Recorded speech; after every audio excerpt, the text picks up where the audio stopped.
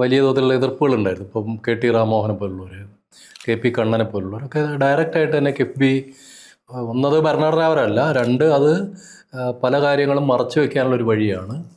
ബഡ്ജറ്റിന് പുറത്തുനിന്ന് പണം സമാഹരിച്ചെടുത്ത് ചെലവ് ചെയ്യാനുള്ള, എന്നുവെച്ചാൽ ഒരു തരത്തിലും കണക്കും കാര്യമൊന്നും ഇല്ലാണ്ട് ഗവൺമെൻറ്റിന് പണം അങ്ങനെ ഇഷ്ടംപോലെ കടം വാങ്ങിയിട്ട് ദൂർത്തടിക്കാനുള്ള ഒരു വഴിയാണ് കിഫ്ബി എന്ന ആക്ഷേപം ഉണ്ടായിരുന്നു. അതെ, അത് വന്നതിന് ശേഷമാണ് ഈ വലിയ തോതിൽ ഇപ്പോൾ പൊതുകടം വർദ്ധിച്ചിട്ടുള്ളത്. അതെ. കഴിഞ്ഞ 10 വർഷത്തിനിടയിലുള്ള പൊതുക്കട വർധനവ് വളരെ കൂടുതലാണ്. കിഫ്ബി വഴി നടപ്പാക്കിയ പദ്ധതികളാകട്ടെ അത്ര പ്രൊഡക്റ്റീവാണ്, ഉൽപാദനക്ഷമമാണെന്ന് പറയാനും പറ്റില്ല. അതെ.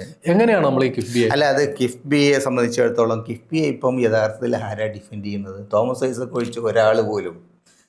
ഈവൻ ധനമന്ത്രി KN ബാലഗോപാലിൻ്റെ ബസ്സമ്മേളനമൊക്കെ ഞാൻ കണ്ടു. ഇതിനകത്ത് അതേക്കുറിച്ച് തോമസ് ഐസക് മാത്രമാണ് കിഫ്ബിയെ ഡിഫെൻഡ് ചെയ്യാൻ ഇപ്പോൾ കേരളത്തിലാകെ. കിഫ്ബിയുടെ പിതാവ് അദ്ദേഹമാണ് പിതാവ്.